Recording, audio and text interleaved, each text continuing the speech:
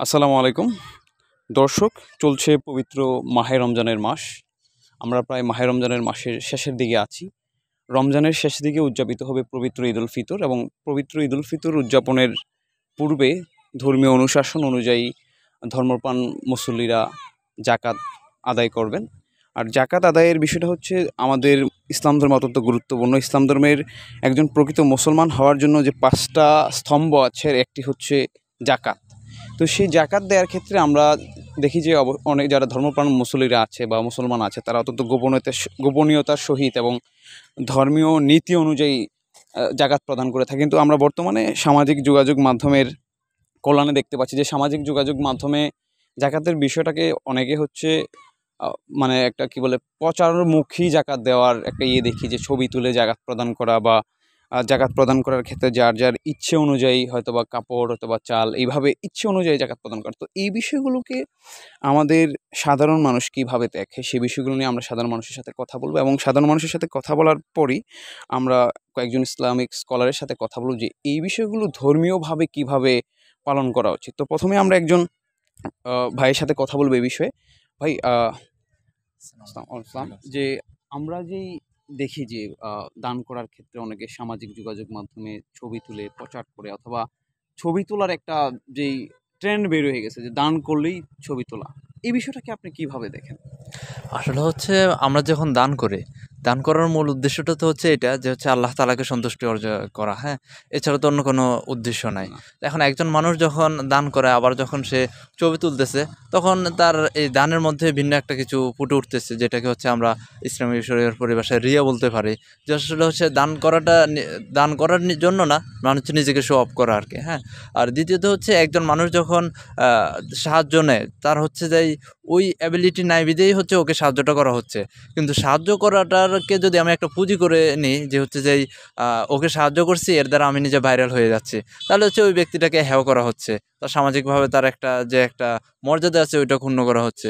তো আমি একজন সাধারণ মানুষ হিসেবে মনে করি যে দান করে এভাবে ছবি না তুলে একজন মানুষকে গোপনেভাবে ওকে সাহায্য করাটাই হচ্ছে উত্তম। শ্রেয়, উত্তম। বলবো ভাইয়া হচ্ছে জাকাত দেওয়ার সময় আমরা দেখি যে অনেকে যার যার ইচ্ছে মতো জাকাত দেয়। তো এই ক্ষেত্রে জাকাত দেওয়ার সময় যে জাকাত নিচ্ছে তার চাহিদার দিকে খেয়াল রাখা উচিত কিনা, আপনি কি বলে মনে করেন? হ্যাঁ, অবশ্যই তার চাহিদার দিকে খেয়াল রাখা উচিত। জাকাত হচ্ছে গিয়া ইসলামের একটা ৫টা স্তম্ভের মধ্যে অন্যতম, যেটা ফরজ। এটা ফরজ করা হইছে তাদের উপর যারা স্বাবলম্বী। তো জাকাতটা আমরা তাদেরকেই দিব, যে তাদেরকেই দেই যারা এই জাকাতটা প্রাপ্য, মানে গরিব দুস্থদেরকে। এখন গরিব দুস্থদের চাহিদাটা কিন্তু এখানে অনেক অনেক বেশি করে, ডিপেন্ড করে তারা কি চাচ্ছে। এখন আমি লুঙ্গি দিয়ে দিলাম বা একটা শাড়ি দিয়ে দিলাম, এই ইটস নট আর জাকাত। আপনি দিতে পারেন, এখন যদি তার লুঙ্গির চাহিদা থাকে অবশ্যই তাকে লুঙ্গি দিতে পারেন, তার শাড়ির চাহিদা থাকে তার শাড়ি দিতে পারেন, তার খাবারের চাহিদা থাকে খাবারের। কিন্তু এখন যদি তাকে যদি আপনি এখন আমার জাকাত আসছে 50,000 টাকা, আমি যদি এটা একজনকে দেই, তখন তখন দেখা যাবে যে উনি এই 50,000 টাকা দিয়ে কিছু করতে পারবে। যখন দেখা যাচ্ছে আমি জাকাতটা 50 জনকে আমি 1,000 টাকা করে দিচ্ছি, তিনি তো বাজারে গিয়ে 1,000 টাকা এটা শেষ করে ফেলবেন। তাহলে বা 50টা শাড়ি দিলাম, তিনি শাড়িটা 1 বছর পরে তিনি শেষ, কিন্তু তিনি আবার আগে পায়, আবার কি আগের জায়গায় কি সে চলে যাচ্ছে। তো আমি মনে করি জাকাতটা এই ইসলামের ফরজ বিধান, তাকে দেওয়া উচিত, যার যে প্রাপ্য।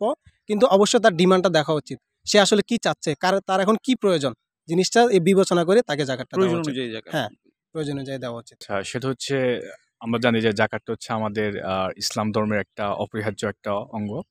তো আমরা যারা মুসলিম তারা একটা নির্দিষ্ট সময় অর্থাৎ রমজান মাসে যে যারা অসহায় গরিব দুঃখী তাদেরকে আমরা এটা প্রদান করি, এবং এটা উদ্দেশ্য হওয়া উচিত আমাদের সেটা হচ্ছে আল্লাহর সন্তুষ্টি লাভ, যারা অসহায় মানুষ তাদেরকে দান করার মাধ্যমে। কিন্তু আমরা সামাজিকভাবে বা সোশ্যালি কাউকে জাকাত প্রদান করে যদি সেটা সোশ্যাল মিডিয়াতে আমরা যদি আপলোড করি বা সেটা শো অফ করি, তাহলে সাধারণ যারা জাকাত গ্রহণ করবে তারা সেটা লজ্জিত বোধ করবে, এবং এটা কোনোভাবে হওয়া উচিত না। আমাদের বরং আত্মসন্তুষ্টি লাভের জন্য জাকাত প্রদান করা উচিত, যাতে ধর্মীয়ভাবে যারা জাকাত নিবে তারা উপকৃত হয়, এবং তারা যাতে কোনো ধরনের লজ্জার সম্মুখীন না হয় এবং স্বাচ্ছন্দ্য সেটি গ্রহণ করতে পারে, এবং আমরা আমাদের আল্লাহর সন্তুষ্টি অর্জন করতে পারি। এটা জাকাতের মূল লক্ষ্য উচিত, এবং সোশ্যাল মিডিয়াতে শো অফ করা কোনোভাবে উচিত না, যাতে করে যিনি গ্রহণ করবেন তিনি বিব্রত বোধ না করেন।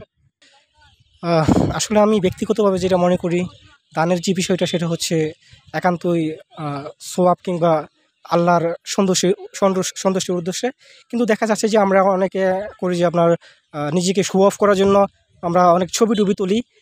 ছবি তোলা ঠিক আছে, এটার মাধ্যমে অনেককে উৎসাহিত করা যায়, কিন্তু যাকে দান করা হয় তাকে মূলত মানে কোনো একটা সামাজিক যোগাযোগ মাধ্যমে যদি তার ছবিটা পোস্ট করা হয়, তখন দেখা যাচ্ছে যে সে একটা হীনমন্যতায় ভোগে, কিংবা তার একটু খারাপ লাগতে পারে যে মানে আমি দান গ্রহণ করছি। তো সেই ক্ষেত্রে দেখা যাচ্ছে কি, যদি ওনার যেই ছবিটা তোলা হয় এটা যদি মোটামুটি ব্লার করে দেওয়া হয় যাতে তার ছবিটা স্পষ্ট বোঝা না যায়, এটা করলে মনে হয় আমার কাছে ভালো হয়। দর্শক, এই বিষয়ে কথা বলার জন্য আমরা আরেকজন ভাইয়ের সাথে কথা বলবো। ভাই, এই যে আমরা যে দেখি যে দান করার ক্ষেত্রে মানুষ প্রচারের উদ্দেশ্যে দান করে, এই বিষয়গুলোকে আপনি কিভাবে দেখেন? আসলে জাকাত এই বিষয়টা একটা ইসলামের একটা বিধান। ইসলামী শরীয়তে এই বিধানটা ফরজ করে দেওয়া হয়েছে, যার উপর জাকাত ফরজ হয়েছে সেজন্য জাকাত আদায় করে। এখন আমাদের সমাজে আমরা দেখতে পাই যে জাকাত আদায়ের ক্ষেত্রে মানুষ এই মিডিয়ার মাধ্যমে ছবি ইত্যাদি এগুলো তুলে তারা প্রচার প্রসার করে। আসলে সেক্ষেত্রে আমাদের দেখতে হবে আমাদের যে আমাদের নিয়ত সেটা কি সেটা দেখতে হবে। আমাদের নিয়তকে সহি করে যদি ইত্তাকুল্লাহ, আল্লাহ তাআলাকে ভয় করে যদি আমরা আমাদের এই কার্যক্রমটা অনলাইনে বা ইন্টারনেটের মাধ্যমে বা ছবির মাধ্যমে প্রচার প্রসার করি অন্যকে উৎসাহিত করার জন্য, সেক্ষেত্রে ইসলাম এটাকে জায়েজ করা দিয়েছে। আর অনেকেই দেখা যায় আমাদের সমাজে যে অনেক মানুষ আছে তারা মানুষকে দেখানোর জন্য নিয়ত তাদের সহি নয়, মানুষকে দেখানোর জন্য বা রাজনৈতিক বিভিন্ন সুযোগ সুবিধা পাওয়ার জন্য তারা এরকম কর্মকাণ্ড করে থাকে। এক্ষেত্রে ইসলাম এটাকে জায়েজ করেন নাই। সুতরাং এই দিকটাও আমরা একটু দেখব। এক্ষেত্রে হাদিসের মধ্যে আছে যে কোনো ব্যক্তি যদি কাউকে দান সৎকা করে, সে যেন গোপনে দান সৎকা করে।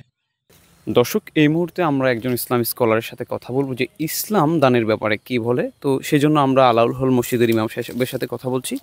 আসসালামু আলাইকুম।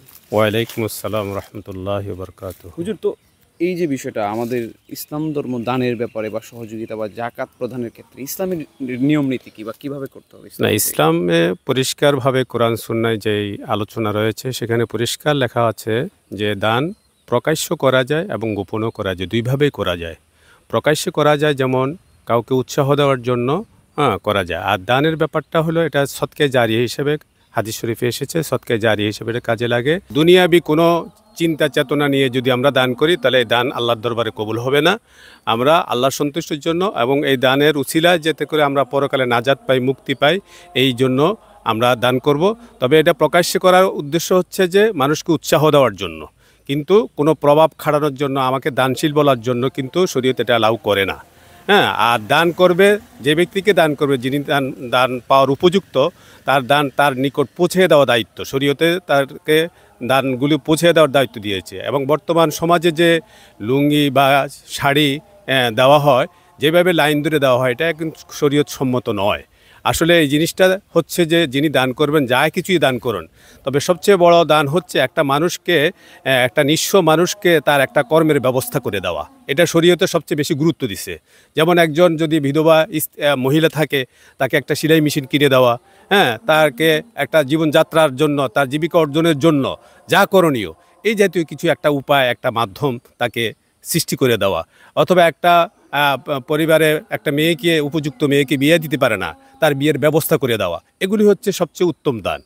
আর গোপনীয় দানের ব্যাপারে উত্তম বলা হয়েছে যে প্রকাশ্যে থেকে গোপনে দান করা অতি উত্তম, এবং যেটা দান করলে ডান হাতে দান করলে যাতে বাম হাতে জানা নেয়, এই ব্যাপারে হাদিস সুস্পষ্টভাবে রয়েছে। অতএব আমরা গোপনে দান করাটা উত্তম হিসাবে হাদিসে উল্লেখ করা হয়েছে, সেই জন্য আমরা গোপনে দান করতে পারলে সবচেয়ে উত্তম। আর এই ব্যাপারে আরও কিছু কথা আছে, যেমন সদকে জারিয়ার মধ্যে যে কথাগুলো আসছে যে আল্লাহ রাব্বুল আলামিন মানুষ যখন মরে যাবে তখন তার তিনটে জিনিস জারি থাকবে।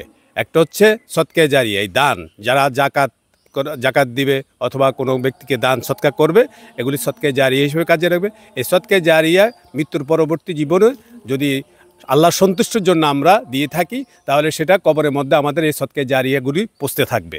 আর যদি মানুষ দেখানোর জন্য দেই, দুনিয়ার কোনো কিছু পাওয়ার জন্য দেই, কোনো উদ্দেশ্যে দেই, দুনিয়ার কোনো উদ্দেশ্যে যদি আমরা দান করি, তাহলে এই দান আমাদের কোনো কাজে আসবে না। বরঞ্চ এই দান আমাদেরকে আল্লাহ রাব্বুল আলামিন পরকালে আমাদের মুখের দিকে এটা মানে কি করবে, আপনার এই ছুঁড়ে মারবে। হ্যাঁ, যে এই দানটা তুমি যে দান করছো, তুমি সেখানে দান করছো এই উদ্দেশ্যে যে তোমাকে দানশীল বলা হোক, তুমি মানে প্রভাবে মানুষ জানক যে এই ব্যক্তি অনেক দানশীল। হ্যাঁ, এগুলির জন্য তুমি দান করছো। আরেকটা প্রশ্ন, সেটা হচ্ছে যে জি। দানের ক্ষেত্রে, দান করার ক্ষেত্রে কারা অগ্রাধিকার পাবে? দানের ক্ষেত্রে আসলে ফকির মিসকিন যাদেরকে বলা হয়, যারা নিঃস্ব আর কি, হ্যাঁ, ওরাই অগ্রাধিকার সবচেয়ে বেশি পাবে। আর বিশেষ করে নিকটাত্মীয় স্বজন, হ্যাঁ, অবশ্যই প্রথম নিকটাত্মীয় স্বজনের মধ্যে দেখতে হবে।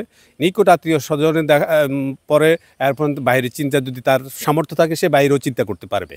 হ্যাঁ, প্রথমত নিকটাত্মীয়কে স্টাবলিশ করার জন্য আমার যতটুকু জ্ঞান আছে, যতটুকু আমি শরীয়ত বুঝি, সেই অনুযায়ী বলা হচ্ছে যে একটা মানুষকে প্রতি বছর দান করার চেয়ে যদি একবারে একটা মানুষকে প্রতিষ্ঠিত করে দেই, যাতে করে তাকে আজ সেকেন্ডবার আমাকে দান করতে না হয়, তাহলে ওই ব্যক্তি এমনভাবে অ্যামাউন্টটা দিব যাতে করে সে তার জীবনটা এটার উপরে নির্বাহ করে তার বাকি জীবনটা কাটিয়ে যেতে পারে। তাহলে একজন দানশীল আমাদের, একজন মেসকিন অসহায় ব্যক্তি আমাদের কি কমে গেল, হ্যাঁ, স্বাবলম্বী হয়ে গেল। হ্যাঁ, এরপরে নেক্সট আরেকজনকে এইভাবে করে এস্টাবলিশ করতে পারলে আমাদের সবচেয়ে শরীয়তসম্মত এটা হলো উত্তম, এটাই ভালো।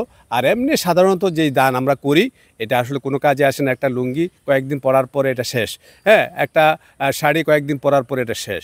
হ্যাঁ, কিন্তু এমন একটা দান করব যেটা কিয়ামত পর্যন্ত জারি থাকে, কিয়ামত পর্যন্ত সে ব্যবহার করে, তাও সে জীবনে উপকৃত হয়, এই দানের উপরে তার জীবিকা যেন নির্বাহ হয়, এই জিনিসটা আসলে সবচেয়ে উত্তম দান আর কি। ধন্যবাদ হুজুর, অসংখ্য ধন্যবাদ। আসসালামু আলাইকুম। দান সম্পর্কে ইসলামে কি বলে সে বিষয়ে একজন স্কলারের সাথে আমরা কথা বলছিলাম। তো দান হোক প্রকৃত অর্থে সৃষ্টিকর্তাকে সন্তুষ্টির উদ্দেশ্যে, বা দান হোক যাকে সহযোগিতা করছি সে যেন সেই সহযোগিতাটা পেয়ে উপকৃত হয় সেই উদ্দেশ্যে। তো এই বিষয়গুলো মাথায় রেখে আমাদের দান করা উচিত। তো আজকে এই পর্যন্তই। ধন্যবাদ সবাইকে। আসসালামু আলাইকুম।